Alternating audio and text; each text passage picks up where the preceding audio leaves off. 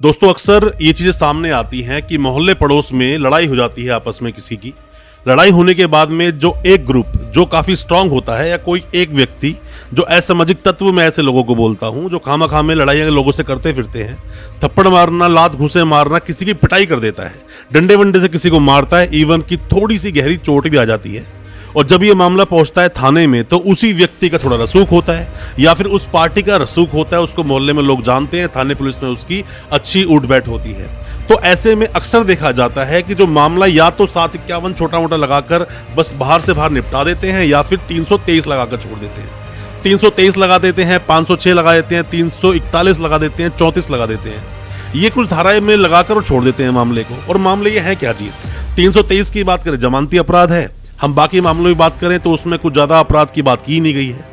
और 323 में भी अगर हम बात करें तो सिर्फ और सिर्फ 1 साल की पनिशमेंट है। दोस्तों आपके साथ लड़ाई झगड़ा हुआ, आपके साथ मार पिटाई हुई, आप पिटे हो उस चीज में और सामने वाली पार्टी बहुत स्ट्रांग है, तो आप कैसे उस केस को अच्छे से प्रेजेंट करेंगे? मतलब पुलिस स्टेशन में ही, और पुलिस स्टेशन में धाराएं लगा दी गई हैं 323 जैसी, जबकि मामला बनता है 326 का। और 326 में आपका केस ना भी आए तो भी कैसे आप उस मामले को अरेस्ट करवा सकते हो, ऐसे लोगों को, ऐसे मामले को सीरियस बना सकते हो। और ये लड़ाई झगड़े दोस्तों होते ही रहते हैं आस पड़ोस में, तो आपको पता होने चाहिए आपके अधिकारों के बारे में। आज मैं आपको बताऊंगा कि कब छोटी मोटी लड़ाई को भी आप सीरियस रूप दे सकते हैं अगर कोई जानबूझ के आपके साथ लड़ाई झगड़ा करता है। ज्यादा कुछ जानने के लिए दोस्तों बने रहिए हमारे इस वीडियो के साथ। नमस्कार दोस्तों, स्वागत करता हूँ फिर एक बार आप सभी का अपने इस यूट्यूब चैनल पर। मेरा नाम है वीरेंद्र वर्मा। जैसा आप सभी जानते हैं, हम इसी तरह की लीगल अवेयरनेस की वीडियोस आपके लेकर आते हैं और आपको बनाते हैं कानूनी जानकार। दोस्तों ये अक्सर देखते हैं हम लोग कि डेली ही सुनाई देता है कि किसी भी गली मोहल्ले में या 2 लोगों के बीच में लड़ाई झगड़ा हो गया या फिर रात को पी खाकर आपस में भिड़ गए लोग। और पिटने वाला जो व्यक्ति होता है, अगर वो कमजोर है या उसे कानून का नहीं पता या फिर उसके साथ कोई भी हेल्पिंग हैंड नहीं है, तो उसको खाना पूर्ति करके सिर्फ 323 की एक एफआईआर बनाकर छोड़ दिया जाता है सामने वाली पार्टी को। उसके थाने में जमानत ले लेते हैं, फिर ये केस जाता है कोर्ट में। आप कुछ दिन कोर्ट में आते जाते हो, कॉम्प्रोमाइज होता है और केस खत्म हो जाता है। ये होता सिर्फ इसलिए क्योंकि आपको अपने अधिकारों के बारे में नहीं पता। दोस्तों अगर ये वीडियो आपको अच्छा लग रहा है तो अभी इस वीडियो को लाइक करें, ताकि इसी तरह की लाइक से हमें मोटिवेशन मिल सके और प्रोत्साहन मिल सके इसी तरह की लीगल अवेयरनेस की वीडियोस आप तक पहुंचाने के लिए। और आप अगर पहली बार आए हैं हमारे इस चैनल पर, पहली बार देख रहे हैं हमारे इस वीडियो को, हमारे चैनल को अभी सब्सक्राइब करें, साथ में लगा बेल आइकन जरूर दबा दें, ताकि इसी तरह की लीगल अवेयरनेस की वीडियोस आप तक पहुंच सके सबसे पहले। और दोस्तों अगर किसी ने आपको ऐसे मारा पीटा है तो आपको उसके अगेंस्ट एक्शन तो करना ही चाहिए।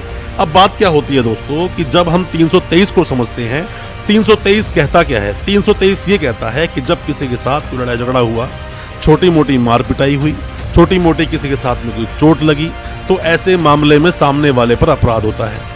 अब अपराध भी 2 तरीके से बनता है। आप अगर इसमें पढ़ेंगे 319 को और 321 को तो आप बहुत अच्छे समझ जाएंगे, जहां बताया गया है कि 319 क्या है और 321 क्या है। 319 का मतलब क्या होता है कि मतलब अनजाने में चोट मारना, मतलब कि हम चोट मारना नहीं चाहते थे, चोट लग गई, तो 319 ये बोलता है। और 321 क्या बोलता है? जानबूझकर किसी को कोई चोट मारना। बट इनकी कोई खुद की अपने आप में तो सजा होती नहीं। कई बार आप देखते हो कि आपको जो मारने पीटने लोग आए थे वो 2 या 2 से ज्यादा लोग थे, मतलब 5-6 लोगों ने आके ढंग से आपको धो दिया, लात घुसे मार दिए, बाद में केस बन गया 323 का, तो सामने वाले कुछ गया ही नहीं, कॉम्प्रोमाइज कर लेगा बाद में आपको। हद से ज्यादा उसके ऊपर फाइन हो भी गया तो 1000 रुपए का होगा मैक्सिमम, और जो सजा होगी 1 साल की। पनिशमेंट होता ही कहाँ है ऐसे मामलों में, वो बाद में कॉम्प्रोमाइज ही हो जाता है। हर इंसान यही करता है ऐसे मामलों में। तो आपको सीरियस बनाना चाहिए। 34 भी लग भी गई तो 34 की खुद अपने आप में कोई सजा नहीं होती। अब आप करेंगे क्या? अब आप इस बात को समझिए दोस्तों। अगर आप देखें तो 323 में 323 आईपीसी, इंडियन पीनल कोड 1860 का जो कानून है, ये क्या बोलता है, क्या क्या सेक्शंस को आपको उसके ऊपर ऐड करना चाहिए। पहले मैं सीरियस से आता हूँ। सीरियस क्या होता है कि मान लीजिए जिसने आपको मारा पीटा रात में आपके घर में घुसा और उसने आपको मारा पीटा, थप्पड़ ही मार दिया, मान लो थप्पड़ पर लात घुसे आपको मार दिए, तो ऐसे मामले में रात में जो घर में घुसा है 458 के तहत मामला दर्ज किया जाएगा। घर में जो घुसा व्यक्ति 14 साल की सजा हो सकती है उसको। और मान लीजिए किसी व्यक्ति ने आपको सिर्फ मारा, मतलब घर में घुसकर मारा, वो कोई भी टाइम था, तो ऐसे मामले में 452 आईपीसी इंडियन पीनल कोड को आप पढ़ेंगे तो 7 साल की सजा का प्रावधान है। देखा गया है अक्सर ऐसे, जब आसपास लड़ाई होती है तो एक आदमी घर के अंदर खड़ा होता है, घर के अंदर घुसकर सामने वाला व्यक्ति अपने आप को दबंगई दिखाने के लिए घर में घुस के मारना शुरू कर देता है। कई बार रात में दरवाजा खुलवा कर मारना शुरू कर दे, तो ऐसे मामलों बुक कर दो ऐसे बंदे को। तो आपने बुक कर दिया तो बंदा आराम से जेल जाएगा। और ऐसे लोगों की जमानत थाने से नहीं होगी, मैं कई बार देखता हूँ जब हमारे पास कॉल आते हैं कभी कभी। अभी रिसेंट में मेरे एक जानकार का कॉल मेरे पास आया कि भाई मैं दुकान में काम कर रहा था, लोग मेरे पास आए और पहले तो मेरे दरवाजे का बहुत गेट पीटा, और जब मैंने गेट खोला घर में घुस के लोगों ने मुझे खूब मारा पीटा और मार पीटे घसीट कर बाहर तक ले आए और मारते रहे मुझे। और वो सीसीटीवी में भी है वो चीज़ है। फिर भी जो FIR कटी वो 323 की कटी। क्यों कटी? आपके साथ कोई समझदार व्यक्ति नहीं था। अपने साथ आपके कोई जानकार समझदार वकील साहब अगर हैं तो उनकी आप राय जरूर ले लिया कीजिए। कई बार ऐसा होता है सीरियस मामले को ही आपके वकील साहब बहुत ही नॉर्मल मामला बनवा देते हैं और बहुत नॉर्मल मामले को सीरियस बनवा सकते हैं, जैसे मैंने आपको 2 सेक्शन अभी बताए। चलो ये 2 सेक्शन थे, इसके अलावा आगे बढ़ते हैं हम लोग। अब मामला क्या होता है, मामला जाएगा सेशंस कोर्ट में, क्योंकि आपने इसके अंदर 458 भी ऐड करवा दी है। अब जो ट्रायल है, जो मामला जाना था पहले 323 का मजिस्ट्रेट साहब के पास, अब यह मामला जाएगा सेशंस कोर्ट में। सेशंस कोर्ट में जाएगा, वहां सुनवाई इसकी होगी। साथ में ही ऐसे लोगों के अगेंस्ट में, क्योंकि कोई भी इंसान रह रहा है, अपना काम काज कर रहा है, ठीक ठाक उसकी रेपुटेशन है, आपने मारा पीटा तो ऑब्वियसली बात है मानहानि तो कर ही दी। तो यहाँ पर आपको 499 और 500 IPC जब आप पढ़ेंगे तो यहाँ पर इसका भी आपको हवाला लेना चाहिए कि मानहानि भी आपके साथ हुई है। ये चीजों को आपको देखना चाहिए, और आप अगर नहीं देखेंगे तो आपके साथ प्रॉब्लम तो है ही है। एक आम आदमी को समझ बस इतनी सी होती है कि मारपीट हुई, पुलिस स्टेशन गए, वहां पर जो भी सेक्शन लग गए, बस FIR हो गई। FIR हो गई तो जी हमारे फेवर में मामला आ गया। दोस्तों उन FIR में ही झोल होता है। जो एक रसूखदार व्यक्ति होता है, जिसका उठ बैठ अच्छी होती है पुलिस स्टेशन में, थाने में, लोगों के साथ में, वो 2 मिनट में FIR को चेंज करवा देता है। और अगर ऐसे में आपके साथ गलत हुआ है, अपने आप वकील साहब से मिले और वकील साहब थोड़े से भी समझदार हैं, तो उसी FIR में अब वो इन सेक्शंस को ऐड करा सकते हैं। उसी स्टोरी के अंदर पूरी पढ़ने के बाद ये मामला पूरा आपके फेवर में आ सकता है। पुलिस क्या करती है, कई बार फेवर कर देती है लोगों का, पर जो आपके वकील साहब हैं वो फेवर ऐसे नहीं करेंगे। आपके साथ जो वकील साहब हैं उनकी एडवाइस आप लीजिए, कंप्लेंट को उसी तरह से दीजिए। होता क्या है कि आप कंप्लेंट जब लेकर जाते हैं या बोलने के लिए जाते हैं, आप कंसल्ट नहीं करते कि होता क्या है, आप जाके स्टोरी बनाते हैं। दोस्तों सिर्फ और सिर्फ एक लाइन से पूरी FIR बदल जा सकती है, पूरी FIR बदल जाती है सिर्फ एक लाइन से।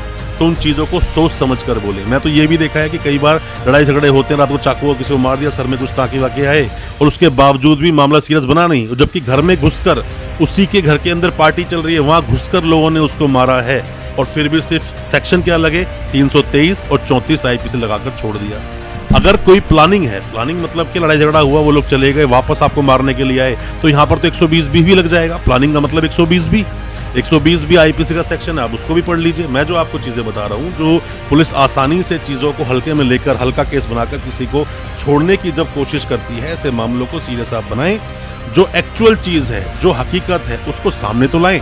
सामने लाओगे तो पता चलेगा, हो सकता है कि मामला 326 का हो।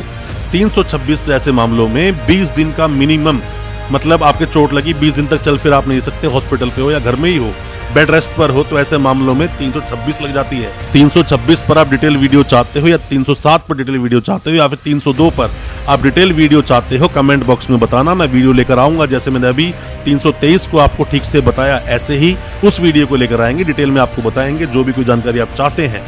326 में, या फिर जो ग्रीवियस हर्ट बोलता है 307 में, हाफ मर्डर सुना होगा आपने, या फिर मर्डर केस में 302 में, कोई भी जानकारी है कमेंट बॉक्स में सवालों को पूछें, या कोई भी आप सलाह चाहते हैं तो आप हमें व्हाट्सएप भी कर सकते हैं। कोई भी चीजें डिस्कस करें, हो सकता है हमारे किसी भी एडवाइस से आपको सोल्यूशन मिल जाए और उस केस से आसानी से आप निकल जाए। दोस्तों अच्छा लगा आज का वीडियो, हमारी वीडियो को ज्यादा से ज्यादा अपने दोस्तों, परिजन, परिवार में शेयर करें, ताकि वो भी अपने आप को कानूनी जानकार बना सके। बहुत बहुत शुक्रिया दोस्तों, धन्यवाद हमारे इस वीडियो के साथ बने रहने के लिए।